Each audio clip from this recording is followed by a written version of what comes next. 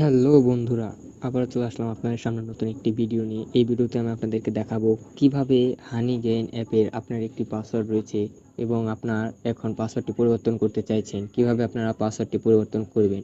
তো চলুন সেটি দেখার জন্য আপনাদেরকে সবার প্রথমে আপনাদের মোবাইলে হানিগেইন অ্যাপটি ওপেন করতে হবে।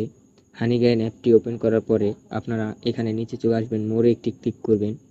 মোড়ে ক্লিক করে আপনারা উপরে আপনাদের এডিট অপশন দেখতে পারবেন।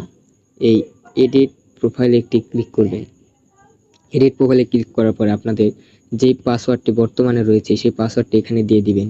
এখানে দেওয়ার পরে তার নিচে দেখতে পাচ্ছেন নিউ পাসওয়ার্ড। এখন আপনি যে পাসওয়ার্ডটি দিতে চান পরিবর্তন করে সেই পাসওয়ার্ডটি এখানে দিয়ে দিবেন।